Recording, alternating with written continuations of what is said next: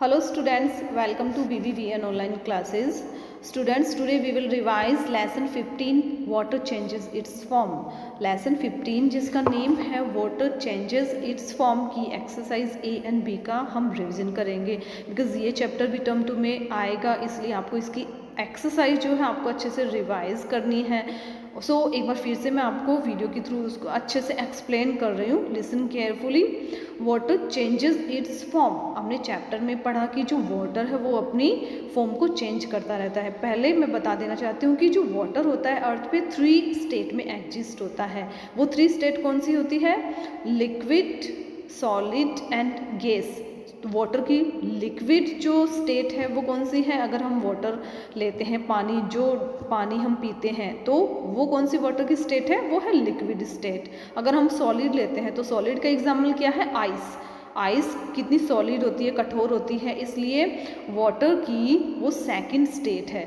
Solid का example क्या है? आइस। और देन नेक्स्ट जो थर्ड स्टेज है वो कौन सी है? थर्ड स्टेट है गैस। गैस में वाटर की कौन सी पोजीशन आती है?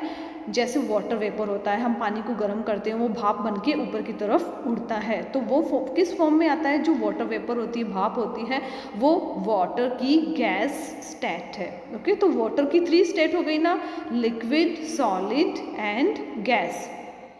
ओके, तो इसी से रिलेटेड ये चैप्टर है। तो सबसे पहले हम ए एक्सरसाइज करेंगे, राइट ट्रू और फॉल्स। इसमें फर्स्ट सेंटेंस देखिए, ice kept at room temperature would melt. अगर हम आइस को, बर्फ़ को रूम टेम्परेचर में रखते हैं, मीन्स नॉर्मल टेम्परेचर में रखते हैं, क्या ये मेल्ट हो जाएगी? वुड मेल्ट, इसमें है मेल्ट हो जाएगी। Okay, so it's a true sentence. आपको इसके सामने लिखना है टी। आपने भी देखा होगा कि अगर हम आइस को फ्रीज़र में से निकाल के रूम टेम्परेचर में रखते हैं तो क्या वो वैसे ही फ्रीजिंग रहेगी, वैसे ही जमी हुई रहेगी? नहीं, वो नहीं जमी हुई रहेगी। ऑन द अदर साइड वो क्या हो जाएगी? मेल्ट हो जाएगी, क्योंकि उसका टेम्परेचर चेंज हो जाता है जैसे ही हम उसको हाई टेम्परेचर, जैसे फ्रीज़र होता है तो फ्रीज़र का टेम्परेचर माइनस में होता है, -1 -2, और इसी टेम्परेचर में जो बर्फ़ आइस होती है वो फ्रीज़ होती है, जमती है। और अगर हम उस आइस को नॉर्मल टेम्परेचर, रूम के टेम्परेचर में रखते हैं तो वो मेल्ट हो जाएगी।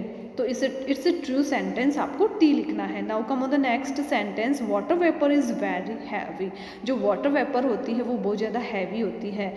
सो इट्स ए फॉल्स सेंटेंस, आपको एफ लिखना है, क्योंकि जो वाटर वेपर होती है, वाटर वेपर मीन्स भाप। जो हम पानी को गर्म करते हैं तो जो वाटर वेपर ऊपर की तरफ उड़ती है उसको बोलते हैं भाप। Water vapour is very heavy, वो हैवी नहीं होती, वो बहुत ज़्यादा लाइट होती है, इसीलिए वो ऊपर की तरफ उठती है।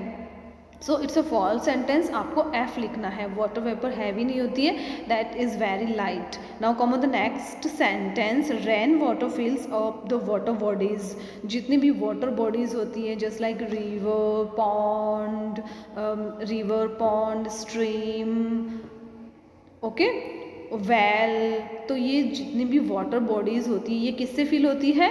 रेन वाटर, बारिश का जो पानी होता है वो सारी वाटर बॉडीज़ को फिल कर देता है। So it's a true sentence, आपको टी लिखना है। ओके, जब आपने देखा होगा कि जब भी बारिश होती है तो जितनी भी वाटर बॉडीज़ होती है, रिवर, पॉन्ड, स्ट्रीम, लेक, ये सारी क्या हो जाती है? फिल हो जाती है, पूरी तरह से भर जाती है। So it's a true sentence, आपको इसमें टी लिखना है। Salt is extracted from sea water. नमक किससे निकाला जाता है? सी वाटर, समुद्र के पानी से। सो इट्स अ ट्रू सेंटेंस, आपको सामने टी लिखना है, बिकॉज जो सी वाटर होता है वो कैसा होता है? सॉल्टी होता है, खारा होता है। तो जो खारा पानी होता है, नमक, उसी से निकाला जाता है। एक्सट्रैक्टेड मतलब, एक्सट्रैक्टेड का मीनिंग होता है निकालना। Salt is extracted from sea water, जो सॉल्ट होता है वो समुद्र के पानी से निकाला जाता है। इट्स ए ट्रू सेंटेंस, आपको टी लिखना है। नेक्स्ट फिफ्थ देखिए, tiny drops of water accumulate to form clouds. पानी की जो छोटी छोटी बूंदें होती हैं, टाइनी ड्रॉपलेट बोलते हैं, टाइनी ड्रॉप्स या टाइनी ड्रॉपलेट। तो पानी की जो छोटी छोटी बूंदें होती हैं, एक्यूमुलेट बोलते हैं आपस में जुड़ना। वो आपस में कंबाइन हो जाती है, जुड़ जाती है, टू फॉर्म क्लाउड, एक बादल बनाने के लिए। ओके, तो जैसे ही इवोपोरेशन होता है, इवोपोरेशन मतलब समुद्र या फिर नदियों का पानी, जो सूर्य की रोशनी होता है, सूर्य की जो किरणें होती है, मतलब तेज़ धूप के कारण वो गर्म होकर पानी, ये जो पानी भाप बन के ऊपर की तरफ उड़ता है। तो जैसे ही ये ऊपर की तरफ जाता है, ये कौन सी प्रोसेस करता है? कंडेंसेशन। कंडेंसेशन किसको बोलते हैं? ये जो भाप होती है वो ऊपर जाके जैसे ही ठंडी होती है, ये टाइनी ड्रॉपलेट्स में चेंज होती है, हो जाती है, पानी की छोटी छोटी बूंदे में जो बूंदे होती है वो बन जाती है। और ये बूंदे जब आपस में एक्यूमुलेट हो जाती है, जुड़ जाती है, तब क्या बनता है? क्लाउड बनता है। Okay, so it's a true sentence. इसमें भी आपको टी लिखना है। Now come on the next exercise, exercise B. Identify what is happening in the following case. Write E for evaporation, F for freezing and C for condensation. आपके सामने कुछ cases है, means कुछ सेंटेंसेस हैं, आपको बताना है कि इन सेंटेंसेस को रीड आउट करके आपको बताना है इनमें कौन से केस को फॉलो किया गया है। कौन सा केस मीन्स अगर इसमें इवोपोरेशन है देन आपको ई लिखना है, अगर इसमें फ्रीजिंग वाला केस है देन आपको एफ लिखना है, अगर इसमें कंडेंसेशन वाला केस है देन आपको सी लिखना है। फर्स्ट सेंटेंस देखिए, ड्राइंग ऑफ पोटेड प्लांट्स, मतलब अगर हमने हमारे घर में प्लांट्स लगा रखे हैं, ओके, एंड हम उसमें वाटर पॉर करते हैं, हम उनमें वाटर डालते हैं, तो वो पानी धीरे कुछ ही दिनों बाद में देखते हैं कि वो पानी पूरी तरह से सूख जाता है, ड्राइंग हो जाता है। तो वो पानी जाता कहाँ है? Okay, then drying of potted plants, plants में जो हम पानी डालते हैं वो कुछ पानी होता है उसको प्लांट्स अपने अंदर सक कर लेता है, सोख लेता है, और जो कुछ रेस्ट ऑफ वाटर, कुछ पानी जो बचता है वो क्या होता है? भाप बन के ऊपर की तरफ उड़ जाता है। तो जैसे ही भाप बन के ऊपर उड़ता है, इस सिचुएशन को क्या बोलते हैं? ये कौन सी प्रोसेस है? इवापोरेशन। इसलिए आपको ब्रैकेट में लिखना है ई। समझ में आया students? Drying of potted plants, जो प्लांट्स होते हैं उनमें हम वाटर पॉर करते हैं, पानी डालते हैं, उनमें वाटरिंग करते हैं, तब वो पानी कहाँ जाता है? भाप बन के ऊपर की तरफ उड़ जाता है, और वो प्लांट्स होते हैं वो क्या हो जाते हैं? ड्राई हो जाते हैं, सूख जाते हैं। तो ये कौन सी प्रोसेस है यहाँ पे? Evaporation. Now come on the second sentence, extraction of salt from sea water. Sea, समुद्र के पानी से सॉल्ट निकालना, मतलब एक्सट्रैक्शन ऑफ सॉल्ट और फ्रॉम सी वाटर, समुद्र के पानी से नमक निकालना, ये भी कौन से प्रोसेस के थ्रू होता है? इवोपोरेशन। क्योंकि समुद्र के पानी में से नमक ऐसे ही नहीं निकलता, पहले समुद्र के पानी को बहुत तेज़ हीट पे उसको गर्म किया जाता है। गर्म करने के बाद जैसे ही वो ठंडा होता है, जो उसका सॉलिड पार्ट होता है, मीन्स जो नमक होता है वो अलग हो जाता है, और रेस्ट ऑफ वाटर हो, कुछ भाप, जो रेस्ट ऑफ वाटर है वो भाप बन के ऊपर की तरफ उड़ जाता है। ओके, तो इसमें भी कौन सी प्रोसेस हुई?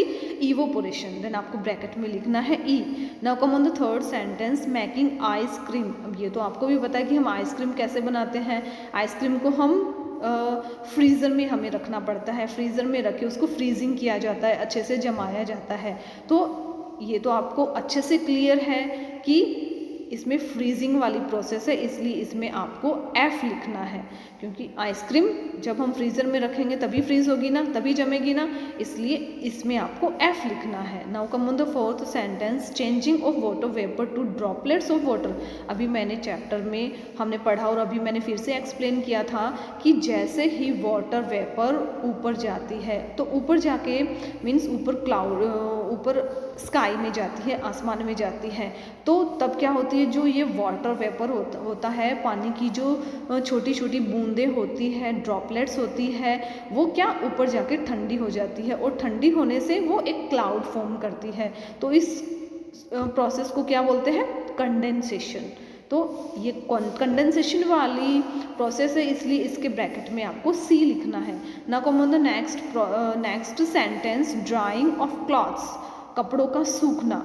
तो आपने देखा होगा कि समर सीज़न में जैसे ही हम गीले कपड़े धूप में डालते हैं वो बहुत जल्दी सूख जाते हैं। क्यों सूखते हैं?